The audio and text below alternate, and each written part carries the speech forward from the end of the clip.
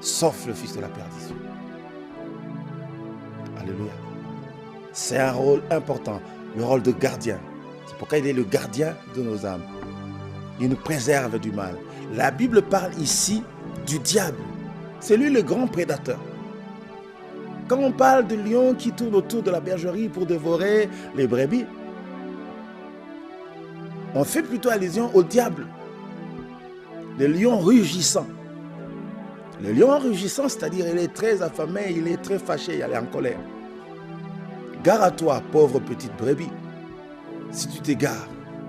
Or, l'égarement des brebis ne dépend pas nécessairement d'eux. C'est la responsabilité des bergers. Si le berger est responsable, il gardera ses brebis. Et lorsque vous observez l'attitude du diable, vous allez comprendre que notre vie de chaque jour est un grand traquenard ouvert. C'est-à-dire un grand piège qui est ouvert comme ça. N'abordez pas la vie sans Christ. Non, vous exposez. Vous êtes exposé à l'ennemi. N'abordez pas le lendemain sans Christ. Ne vous levez pas sans le bon berger.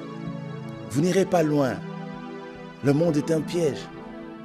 Tout autour de vous, c'est de la désolation. N'allez pas sans Christ, je répète. Et vous qui nous suivez à la maison, si vous êtes sans Christ, croyez-moi, vous êtes à la merci du prédateur. Tout peut vous arriver, la nuit ou le jour. Le diable peut faire de vous ce qu'il veut.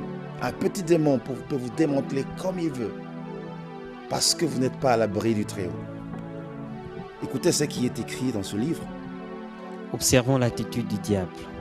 C'est d'abord le plus grand adversaire des chrétiens, l'ennemi juré des brebis. C'est depuis longtemps qu'il est notre ennemi, même quand tu ne le sais pas. Vous savez, la chose la plus désagréable, c'est d'avoir un ennemi qu'on ignore. C'est votre grand ennemi, mais vous l'ignorez. Le diable, c'est le malin qui sait bien se filtrer. Il est là sans se prononcer que c'est moi, le diable. Parce que si on le voyait, je crois que ce serait autrement. Hein? Les chrétiens seraient en train de courir chaque fois. Mais puisqu'il sait se cacher, il devient encore plus dangereux. Mais nous avons trouvé grâce. Parce qu'en Christ, il peut se tapir, se cacher, chercher tout ce qu'il veut.